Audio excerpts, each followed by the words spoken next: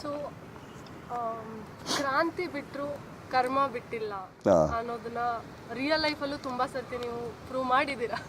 So ಅದ್ರ ಬಗ್ಗೆ ನಿಮ್ಮ ಅಭಿಪ್ರಾಯ? ಒಂದು ಕರ್ಮ ಅನ್ನೋದು ಇಟ್ಸ್ ಎ ಬ್ಯಾಗೇಜ್ ಅಮ್ಮ.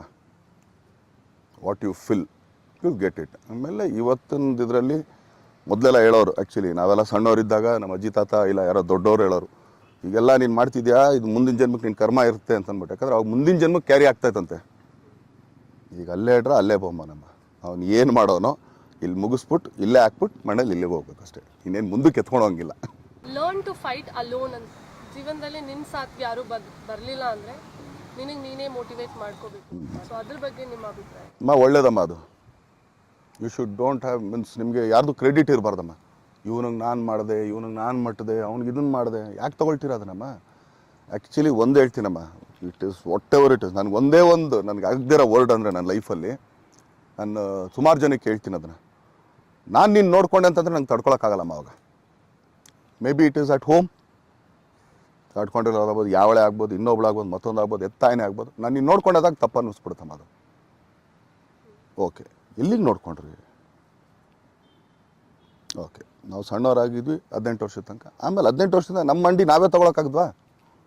ಅಲ್ಲಿಂದ ದುಡ್ಕೊಳಕ್ಕೆ ಸ್ಟಾರ್ಟ್ ಮಾಡಿದಮ್ಮ ನಾನು ನೋಡ್ಕೊಂಡೆ ಅಂತ ಅಂದ್ಬಿಟ್ರೆ ಮಾತ್ರ ನಂಗೆ ಭಾಳ ಕೆಟ್ಟ ಕೋಪ ಬರುತ್ತೆ ನನಗೆ. ನಿನ್ಗೆ ಇಷ್ಟು ವರ್ಷ ನಾನು ನೋಡ್ಕೊಂಡು ಇಷ್ಟು ವರ್ಷ ಯಾರು ನೋಡ್ಕೊಳ್ಳಲ್ಲಮ್ಮ. ನಿಮ್ಮಿಂದ ಬೆನಿಫಿಟ್ ಇದ್ದರೆ ಮಾತ್ರ ನೋಡ್ಕೊಳ್ತಾರೆ ಅಷ್ಟೇ. Otherwise no. ನನಗೆ ಆ ಪದ ಹೇಳಿದ್ರೆ ಒಂಥರ ನಾನೇ ಸೈಕಿ ಆಗ್ಬಿಡ್ತೀನಿ. ಸೊ ಇಷ್ಟು ಕೇಳ್ಕೊಂಡು ಅವನಿಗೆ, ಈಗ ನೀವು ಹೊಡೆದಾಡ್ತಾ ಇದ್ದೀರಾ, ಒಬ್ಬನೇ ಹೊಡೆದಾಡಿ, ಗೆದ್ದರು ನಿಮ್ಮದೇ, ಸೋತ್ರು ನಿಮ್ಮದೇನೆ. You will be an history. ನಿಮಗೆ ಇವತ್ತು ಸಾಥ್ ಕೊಟ್ಟು ಇಲ್ಲ ಪಕ್ಕದಲ್ಲಿ ನಿಂತ್ಕೊಂಡಿದ್ದ ತಕ್ಷಣ ನಾವು ಮಾಡಿದ್ವಿ ಅಂತ ಅಂದ್ಬಿಟ್ರೆ ಮಾತ್ರ ನಾಳೆ ದಿನ ಅಷ್ಟು ದಿನ ನೀವು ಆ ಬ್ಯಾಗೇಜ್ ಎತ್ಕೊಂಡೇ ಹೋಗ್ಬೇಕು ನೀವು. ಅದು ಯಾವುದ್ರಲ್ಲೇ ಆಗಲಿ, ಇಂಡಸ್ಟ್ರಿನೇ ಆಗ್ಬೋದು, anywhere wherever you work. ಗುದ್ದಾಡ್ತೀರಾ, ಒಬ್ಬರೇ ಗುದ್ದಾಡ್ರಿ. 10 ಜನಕ್ಕೆ ನೀವು 10 ಜನ ಜೊತೆ ನೀವು ಒಬ್ಬರೇ ಗುದ್ದಾಡ್ರಿ, ಏಟ್ ಬೀಳ್ಬೋದು ಜಾಸ್ತಿ. ಬಟ್ 9 ಜನಕ್ಕೆ ನಾವು ವೇಟ್ ಮಾಡ್ಬಿಟ್ರಮ್ಮ, ನಮ್ಮ ಮುಂದೆ ಇನ್ನೊಬ್ಬ ಬರೋಕ್ಕೆ ಹೆದರ್ತಾನೆ ಅವಾಗ. ಸೊ ಏನಕ್ಕೆ ನೀವ್ಯಾಕೆ ಗುಂಪು ಎತ್ಕೊಳ್ತೀರಾ? ಒಬ್ಬನೇ ಗುದ್ದಾಡ್ರಿ. ಅದು ಸಿನಿಮಾಗೆ ಮಾತ್ರ ಅಲ್ಲ ನಾನು ಹೇಳ್ತಾ ಇರೋದು, ನಿಜ ಜೀವನದಲ್ಲೂ ಅಷ್ಟೇ. And don't take baggages. ಆಮೇಲೆ ಇನ್ನೊಬ್ಬ ಯಾವತ್ತೇ ಅವ್ನಿಗೆ ನಾನು ಅದು ಮಾಡಿದ್ನಮ್ಮ, ಅವತ್ತು ಅವ್ನು ಬಿದ್ದೋಗ್ತಿದ್ದ, ನಾನು ಎತ್ತದೆ ಅಮ್ಮ. ಯಾಕೆ ಬೇಕು? ನೀವೇ ಎದ್ದೇಳಿ. ಬರೀ ಹಿಂಗೆ ಕೈ ಕೊಟ್ಟಿದ ತಕ್ಷಣ ನಾವು ಎದ್ದೇಳ್ತಿರ್ತೀವಿ. ಬರೀ ಹಿಂಗೆ ಕೈ ಕೊಟ್ಟಿದ ತಕ್ಷಣ ಅವನೇ ಆ್ಯಕ್ಚುಲಿ ಅದ್ರ ಫುಲ್ ಕ್ರೆಡಿಟ್ ತೊಗೊಂಬಿಟ್ರೆ ಹಂಗೆ ನಾವೆಲ್ಲ ಹೋದ್ವಿ? ಕ್ರಾಂತಿ ಚಿತ್ರದ 4 ಹಾಡು ರಿಲೀಸ್ ಆಗಿದೆ. ಈ 4ನೇ ಹಾಡು ತುಮಕೂರಲ್ಲಿ ರಿಲೀಸ್ ಮಾಡಿದ್ವಿ. ಅದರಲ್ಲಿ ಒಂದು ಟ್ಯಾಗ್ ಲೈನ್ ಇದೆ, ಡೋಂಟ್ ಮೆಸ್ ವಿತ್ ಹಿಮ್ ಅಂತ. ಈ ಸಾಲನ್ನ ನಾವು ಬರೀ ಸಿನಿಮಾದಲ್ಲಿ ಮಾತ್ರ ನೋಡ್ಬೋದಾ, ಇಲ್ಲ ರಿಯಲ್ ಜೀವನದಲ್ಲಿ ಯಾವ್ದಾದ್ರು ಅನ್ವಯಿಸುತ್ತಾ? ನಾನು ನಿನ್ನೆ ಮೊನ್ನೆ ಮೈಸೂರಿಂದ ಯಾವತ್ತು ಬಂದಿದ್ದು ನಾನು? ಸ್ಯಾಟರ್ಡೆ. ನಿನ್ನೆ ಸಂಡೇ ಅಲ್ಲ? ಸ್ಯಾಟರ್ಡೆ ಬರ್ತಾ ಸುಮ್ಮನೆ ಗಾಡೀಲಿ ಅದು ಇದು ಕೇಳ್ಕೊಂಡು ಬರ್ತಾ ಇರ್ತೀವಲ್ಲ, ಅಲ್ಲಿವರೆಗೂ ನಾನೇ ಜಡ್ಜ್ ಮಾಡಿರಲಿಲ್ಲ. ಆಮೇಲಿಂದ ಒಂದು ಸಾಂಗ್ ಬಂತು. ಅದನ್ನು ಹಬ್ಬ ಅಂತಂದರೂ ಕೂಡ ಒಂದು 15 ಸಲ ಕೇಳ್ಕೊಂಬಂದಿರ್ಬೋದು ನಾನು, ರಿಪೀಟ್ ಅಂತ. ಅದಾದಮೇಲೆ ಅವ್ರಿಗೆ ಫೋನ್ ಮಾಡಿದೆ, ಎಂಥ ಕಳ ನೀನು ರೀ, ನನಗೆ ಮೊದಲೇ ಇಷ್ಟೆಲ್ಲ ಬರೆದಿದ್ಯಾ ನೀನು, ಏನು ಅಂದ್ಕೊಂಡು ಬರೆದಿದ್ಯಾ ಅಂತ. ಯಾವ ಸಾಂಗು ನಾನು ಹೇಳ್ತಾ ಇಲ್ಲ. ಊರಲ್ಲೆಲ್ಲ ನನ್ನ ಪೊರ್ಕಿ ಅಂದರು. ಇವತ್ತಿಗೂ ಊರಿಗೆಲ್ಲ ನಾನು ಬ್ಯಾಡ್ ಬಾಯ್ನೇ. ಆದರೆ ಮನೀಸೇ ಪ್ರೀತಿಸೇ ಇದೆ.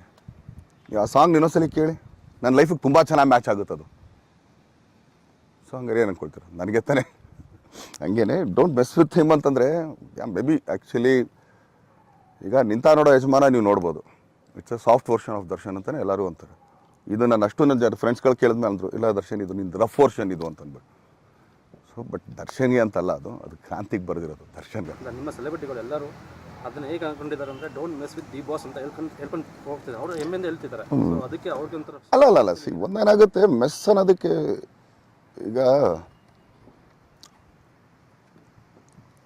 ಈಗ ಗುದ್ದಾಡ್ತಾ ಇದ್ದೀವಿ ಅಂದ್ಕೊಳ್ರಿ, ಶುಗರ್ ಕೋಟೆಡ್ ಮಾತಾಡೋಕ್ಕೆ ಬರೋಲ್ಲ ನಮಗೆ ಫಸ್ಟ್ ಆಫ್ ಆಲ್. ಅದರಲ್ಲಿ ನಾನು ಮೈನಸ್.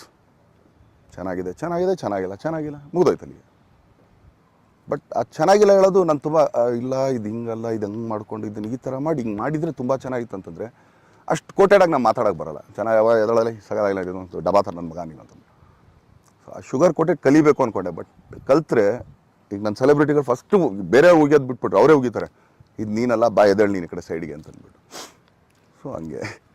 ಆಮೇಲೆ ಯಾರ ಲೈಫಲ್ಲೂ ಇನ್ನೊಬ್ರು ಮೆಸ್ ಮಾಡ್ಕೊಳಕ್ಕೆ ಹೋಗ್ಬೇಡ್ರಿ. ಈಗ ನೀವು ಅವನನ್ನು ಕೆಣ್ಕಿದ್ರೆ ತಾನೆ ಅವ್ನು ನಿಮ್ಮ ಮೇಲೆ ಬೀಳ್ತಾನೆ. ನಿಮ್ಮ ಪಾಡಿಗೆ ನೀವು ಅವ್ನ ಪಾಡಿಗೆ ಒಂದು ಕೆಲಸ ಮಾಡ್ಕೊಳ್ತಾನೆ. ನೀವು ಅವ್ನ ತಂಟೆಗೆ ಹೋದ್ರೆ ತಾನೆ ಅವ್ನು ನಿಮ್ಮ ತಂಟೆಗೆ ಬರ್ತಾನೆ. ಈ ಹಿಂದೆ ವರ್ಷಕ್ಕೆ 4 ಸಿನಿಮಾ 3 ಸಿನಿಮಾ ಮಾಡ್ತಾ ಇದ್ವಿ.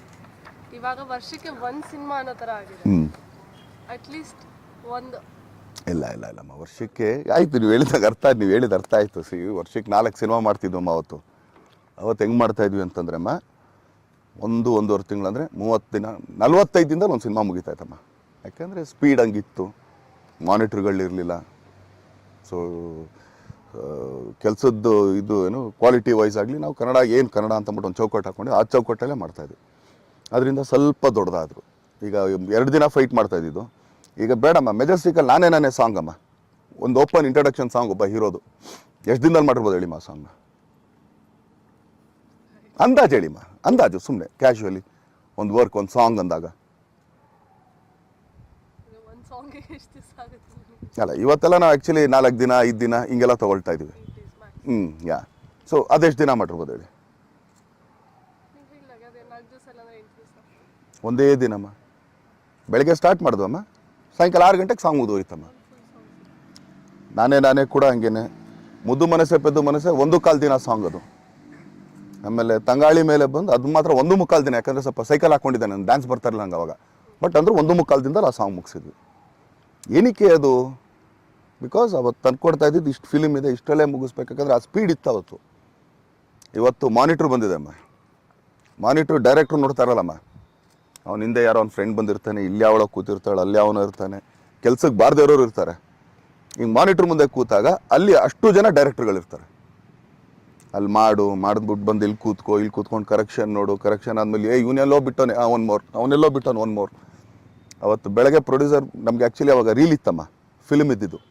It's 400 feet. ಬೆಳಗ್ಗೆ ಪ್ರೊಡ್ಯೂಸರ್ ತಂದು 400 feet ಕೈ ಕೊಟ್ಬಿಟ್ಟು ಇಷ್ಟೊಂದು ಕೆಲಸ ಮುಗಿಸ್ಬೇಕು ಅಂದರೆ 1 ಮೋರ್ ಅಲ್ಲಮ್ಮ, ಆ್ಯಕ್ಚುಲಿ 1 ಮೋರ್ ಕೇಳೋಕ್ಕೂ ಎದುರ್ತಾ ಇದ್ವಿ ನಾವು. ಬಿಕಾಸ್ ಇವತ್ತು ಆ ಸೀರಿಯಸ್ನೆಸ್ ಇಲ್ಲ. ಇವತ್ತೆಲ್ಲ ಡಿಜಿಟಲ್ ಬಂದಿದೆ, ಡಿಲೀಟ್ ಮಾಡು ಮತ್ತೆ ಹಾಕು, ಯು ಕ್ಯಾನ್ ವರ್ಕ್. ಸೊ ಅದಕ್ಕೆ ಹಿಂಗೆ ಎಳಿತಾ ಹೋಗ್ತಾ ಇರೋದು. ಆಮೇಲೆ ಪ್ರತಿಯೊಬ್ಬರು ಡೈರೆಕ್ಟರ್ಗಳು ಇವತ್ತು ಇಲ್ಲಿ ಕೂತಿರ್ತಾರಲ್ಲ, ಡೈರೆಕ್ಟ್ರ್ ಮುಂದೆ ಮಾನಿಟ್ರ್ ಪಕ್ಕದಲ್ಲಿ ಎಷ್ಟು ಜನ ಕೂತಿರ್ತಾರೋ ಅಷ್ಟು ಜನ ಡೈರೆಕ್ಟರ್ಗಳೇ. ಅದ್ರ ಮೇಲೆ ನಾವೀಗ ಆರ್ಟಿಸ್ಟ್ಗಳು ನಮಗೆಲ್ಲ ಡೌಟ್ ಅನಿಸುತ್ತೆ, ನಾವು ಒಂದ್ಸಲಿ ನೋಡ್ತೀವಿ, ಇಲ್ಲ ಇನ್ನೊಂದ್ಸಲಿ 1 ಮೋರ್ ಮಾಡ್ತೀವಿ. ಸೊ ಈ ಥರಕ್ಕೆ ಹೋಗ್ಬಿಟ್ಟು ಪರ್ಫೆಕ್ಷನ್ ಅಂದ್ಕೊಂಡು the movie is getting very delayed.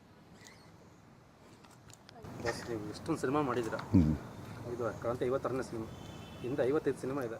ಅಲ್ಲ 55ನೇದು, 56 ನೆಕ್ಸ್ಟ್ ಬರುತ್ತೆ. 55 ಸಿನಿಮಾದಲ್ಲಿ ಯಾರು ನಿಮ್ಮ ಅಭಿಮಾನಿ ಬಂದು ಬಾಸ್ ನಾನು ಸಿನಿಮಾ ನೋಡ್ಕೊಂಬಂದೆ, ನನಗೆ ಒಂಚೂರು ಇಷ್ಟ ಆಗಲಿಲ್ಲ ಅಂತ ಹೇಳಿರೋದು ಉದಾಹರಣೆ? ಬೇಜಾನಿದೆ. ಅಂದರೆ ಅವ್ರ ರಿಯಾಕ್ಷನಲ್ಲೇ ಗೊತ್ತಾಗ್ಬಿಡುತ್ತೆ ಇದು ಅವ್ನಿಗೆ ಇಷ್ಟ ಆಗಿದ್ದು ಇಷ್ಟ ಆಗಲಿಲ್ಲ ಅಂತ. ಡೇಟಾಗಿ ಹೇಳೋದು ಅಂತ ಅದೇ ಇದು ಮಾಡಿದ್ರೆ ಚೆನ್ನಾಗಿಲ್ಲ ಸರ್, ನನ್ನ ಸರಿ ಮಾಡೋಣ ನೀನು ಅಂದ್ಬಿಟ್ಟು ಹಂಗೂ ಹೇಳ್ಬಿಟ್ಟು ಹೋಗಿದ್ದಾರೆ. ಇದ್ದಾರೆ ಸಿನಿಮಾ ಮಾಡೋದೇ ನಿಮ್ಮ ಸೆಲೆಬ್ರಿಟಿಗಳಿಗೋಸ್ಕರ. ಸೊ ಯಾರಾದರೂ ಯಾವತ್ತಾದರೂ ನಿಮಗೆ ಬಂದುಬಿಟ್ಟು ನಿನಗೆ ಈ ಯಾವ ಪಾತ್ರ ಮಾಡಿದ್ರೆ ಇಷ್ಟ ಆಗುತ್ತೆ ಅಂತ ಕೇಳಿದ್ದಾರೆ? ಇಲ್ಲಮ್ಮ, ಹಂಗೆ ಯಾರೂ ಕೇಳಿಲ್ಲ. ಆಮೇಲೆ ಒಂದೇನಂದರೆ ಇವತ್ತವರೆಗೂ ಪಾತ್ರಗಳು ನಾನು ಯಾವುದೂ ಹುಡ್ಕೊಂಡೋಗಿಲ್ಲಮ್ಮ. ಈಗ ಮೆಜೆಸ್ಟಿಕ್ಕಿಂದ ಹಿಡಿದು ಟಿಲ್ ಕ್ರಾಂತಿ ತನಕ ಅಂದರೆ ಮೊದಲು ಅವಕಾಶ ಕೇಳ್ಕೊಂಡು ಹೋಗ್ತಿದ್ದೆ. ಬಟ್ ಒಂದು ಹೀರೋ ಆದಮೇಲಿಂದ ನಾನು ಈ ಥರ ಪಾತ್ರ ಮಾಡ್ತೀನಿ, ನಂಗೆ ಇದು ಬೇಡ, ನಂಗೆ ಅದು ಐ ನೆವರ್ ಸೆಲೆಕ್ಟೆಡ್. ಬಂದಿದ್ದು ಯಾವುದಾದ್ರು ಬಂತು ಎಲ್ಲ ಮಾಡ್ಕೊಂಡೋದಮ್ಮ. ಗೊತ್ತಿಲ್ಲ ಜನಗಳಿಗೆ ಯಾವುದ್ರಲ್ಲಿ ಇಷ್ಟ ಆಗ್ತೀನಿ, ಯಾವುದ್ರಲ್ಲಿ ಇಷ್ಟ ಆಗಲ್ಲ ಅಂತ. ಸೊ ಸಿಕ್ಕಿದ ಪಕ್ಕಿದೆಲ್ಲ ಮಾಡಿದೆಮ್ಮ ನಾನು. ನಿಮ್ಮ ಕೆರಿಯರ್ ಗ್ರಾಫ್ ತೊಗೊಂಡ್ರೆ ನೀವು ಎಲ್ಲ ಥರ ಪಾತ್ರಗಳು ಮಾಡಿದ್ದೀರಾ. ಸೊ ನಿಮ್ಮ ಪ್ರಕಾರ ಎಕ್ಸ್ಪೆರಿಮೆಂಟಲ್ ಸಿನಿಮಾಸ್ ಅಂದರೆ ಏನು? ಎಕ್ಸ್ಪೆರಿಮೆಂಟ್ ಸಿನಿಮಾಸ್ ಅಂದರೆ ಈಗ ಆಫ್ ಬಿಟ್ಟಿಗೆ ಬರಬೇಕು, ಇಲ್ಲ ಈಗ ನನ್ನ ಪ್ರೀತಿಯ ರಾಮು ತೊಗೋಬೇಕು, ಇಲ್ಲ ದುರ್ಯೋಧನ ಸಂಗೊಳ್ಳಿ ರಾಯಣ್ಣ ಆಗ್ಬೋದು, ಇಲ್ಲ ಕುರುಕ್ಷೇತ್ರ ಆಗ್ಬೋದು, ಇವೆಲ್ಲ ಎಕ್ಸ್ಪೆರಿಮೆಂಟಲ್ಲೇ. ಸ್ವಲ್ಪ ಈಗಿನ ಟ್ರೆಂಡ್ಗೆ ನೀವು ಎಕ್ಸ್ಪೆರಿಮೆಂಟಲ್ ಸಿನಿಮಾ ತೊಗೋಬೇಕು ಅಂದರೆ ಸ್ವಲ್ಪ ಇಂಜರಿತೀರಾ ಅಂತ? ಇಲ್ಲ ಇಂಜರಿ ಅಲ್ಲ, ಅಂಥ ಕೆಪಾಸಿಟಿ ಇರೋಂಥ ಡೈರೆಕ್ಟ್ರು ಅಂತ ಕತೆ ಯಾವುದೂ ಬಂದಿಲ್ಲ ನನ್ನ ಹತ್ರ. ಏನಾಗುತ್ತೆ, ನಾನು ಜಡ್ಜ್ ಮಾಡೋಕ್ಕೆ ಸ್ಟಾರ್ಟ್ ಮಾಡ್ತಾ ಇರ್ತೀನಿ. ಈಗ ಇವತ್ತಿಗೂ ಅದಕ್ಕೆ ನಾನು ಆ್ಯಕ್ಚುಲಿ ತುಂಬ ಹೊಸಬ್ರ ಹತ್ರ ನಾನು ಕೆಲಸ ಮಾಡಲ್ಲ. ಬಿಕಾಸ್ ಅವ್ರನ್ನ ನೋಡಿಲ್ಲ ನಾನು. ಈಗ ಒಬ್ಬ ಡೈರೆಕ್ಟ್ರು ಏನೋ ಒಂದು ತೊಗೊಂಬರ್ತಾನೆ ಕಾನ್ಸೆಪ್ಟ್ ಅಂದಾಗ ಅವ್ನು ಅದನ್ನ ಹೆಂಗೆ ಆ್ಯಕ್ಚುಲಿ ಬಾಯಲ್ಲಿ ಎಷ್ಟು ಚೆನ್ನಾಗಿ ಹೇಳ್ತಾನೋ ಅವ್ನು ಅಷ್ಟು ಚೆನ್ನಾಗಿ ಸ್ಕ್ರೀನ್ ಮೇಲೆ ತೆಗಿತಾನೆ. ಅದರಲ್ಲೂ 2 ಎಕ್ಸಾಂಪಲ್ ಇದೆ. ಒಬ್ಬೊಬ್ಬರು ತುಂಬ ಚೆನ್ನಾಗಿ ಕತೆ ಹೇಳ್ತಾರೆ. ಅವ್ರು ಕತೆ ಹೇಳ್ತಾ ಇದ್ರೆ ನಿಮ್ಗೆ ಆ್ಯಕ್ಚುಲಿ 100 days ಶೀಲ್ಡ್ ಇಟ್ಕೊಂಡು ಕೂತ್ಕೊಂಡಿರೋ ರೇಂಜಿಗೆ ನೀವು ಇರ್ತೀರ. ನಾವು ಅಂದರೆ ನಾನು ಅವ್ನು ಕತೆ ಹೇಳ್ತಾ ಇದ್ರೇ ಈ ಸಿನಿಮಾದ ಒಂದು ಶೀಲ್ಡ್ ಹಿಂಗೆ ಇಟ್ಕೊಂಡಿರ್ತೀನಿ ಕಣೆ ನಾನು ಅಂತ. ನೆಕ್ಸ್ಟ್ ಅಲ್ಲೋಗಿ ಡಬ್ಬಿಂಗ್ ಆದಮೇಲೆ ಸಿನಿಮಾ ನೋಡಿದಾಗ ಅಯ್ಯೋ ಯಾವುದಪ್ಪ ಇದು ಹಂಗೆ ನಾನು ತೊಗೊಂಡಿದ್ದೀನಿ. ಇನ್ನು ಕೆಲವ್ರು ಕತೆ ಹೇಳೋಕ್ಕೆ ಬರೋಲ್ಲ, ಇವನು ಏನು ತೆಗಿತಾನೆ ಆಯ್ತು ಆಬ್ಲಿಗೇಷನ್ಗೆ ಅಂತ ಮಾಡಿದೋದು ಅಂಥದ್ದು ಸೂಪರ್ ಡೂಪರ್ ಹಿಟ್ ಹಾಕಿದೆ. ಸೊ ಬೋತ್ ಎಕ್ಸಾಂಪಲ್ ನನ್ನ ಮುಂದೆನೇ ಇದೆಯಲ್ಲ. ನಿಮ್ಮ ಸಿನಿಮಾದ ಕ್ರಿಟಿಕ್ ಯಾರು? ಯಾರು ಹೇಳಿದ್ರೆ ಅದು ಹಿಟ್ ಅಥವಾ ಫ್ಲಾಪ್ ಆಗುತ್ತೆ ಅಂತ? ನಾನು ಅಷ್ಟೆಲ್ಲ ಡೀಪ್ ಇದಕ್ಕೆ ಹೋಗಲ್ಲಮ್ಮ. ಇವನೇನೋ ಬಂದು ಹೇಳಿದ ತಕ್ಷಣ ಆಮೇಲೆ ಅದೊಂದು ಸ್ವಲ್ಪ ಏನಾಗ್ಬಿಡುತ್ತೆ ನಿಮ್ಗೆ, ಅವಾಗ ನೀವು ಸ್ಟಕ್ ಆಗ್ತೀರಮ್ಮ. ಈಗ ಇಷ್ಟು ಜನ ಇದ್ದೀವಮ್ಮ ನಾವು ಇಲ್ಲಿ. ಇದರಲ್ಲಿ ಒಬ್ಬೊಬ್ಬರು ಒಂದೊಂದು ಮೆಂಟಾಲಿಟಿ ಇರುತ್ತೆ, ಮನಸ್ಥಿತಿ ಬೇರೆ ಇರುತ್ತೆ. ಈಗ 10 ಜನಕ್ಕೆ 8 ಜನಕ್ಕೆ ಸಿನಿಮಾ ಇಷ್ಟ ಆದರೂ ಇನ್ನಿಬ್ಬರಿಗೆ ಇಷ್ಟ ಆಗಲ್ಲಮ್ಮ. 8 ಜನ ಇಷ್ಟಪಡ್ತಾ ಇರ್ತಾರೆ, ಬಟ್ ಅವ್ರು ಇಬ್ಬರಿಗೆ ಏನಕ್ಕೆ ಇಷ್ಟಪಡ್ತಿಲ್ಲ ಅಂತ ಕೇಳಕ್ಕೆ ಕೂತ್ಕೊಳ್ತೀನಿ. ಈಗ 8 ಜನಕ್ಕೆ 8 ಜನನೂ ಇಷ್ಟ ಆಗಲಿಲ್ಲ ಅಂತಂದರೆ ನಾನು ಅದಕ್ಕೆ ಏನು ಚೆನ್ನಾಗಿಲ್ಲ ಅಂತಂದ್ಬಿಟ್ಟು ಕೇಳಕ್ಕೆ ಹೋಗಲ್ಲ, ಯಾಕಂದರೆ ಹೌದು ಅದು ಫ್ಲಾಪ್ ಅದು. ಬಟ್ 8 ಜನಕ್ಕೆ ಇಷ್ಟ ಆಗ್ಬಿಟ್ಟು ಇನ್ನಿಬ್ಬರಿಗೆ ಇಷ್ಟ ಆಗಲಿಲ್ಲ, ಏನು ಯಾವ ಪಾಯಿಂಟ್ ನಿಂಗೆ ಇಷ್ಟ ಆಗಲಿಲ್ಲ, ಗಿವ್ ಮಿ ದ ಆನ್ಸರ್ ನಾವು. ಯಾಕಂದ್ರೆ 8 ಜನಕ್ಕೆ ಇಷ್ಟ ಆಗಿದೆ, ಇಬ್ಬರಿಗೆ ಯಾಕೆ ಇಷ್ಟ ಆಗಲಿಲ್ಲ, ಅವಾಗ ಮಾತ್ರ ಕೂರ್ತೀನಿ ಹೊರತು ಅದು ಬಿಟ್ಬಿಟ್ಟು ಇವನು ಹೇಳ್ತಾನೆ ಅವ್ನು ಕೇಳ್ತಾನೆ no never bother that actually.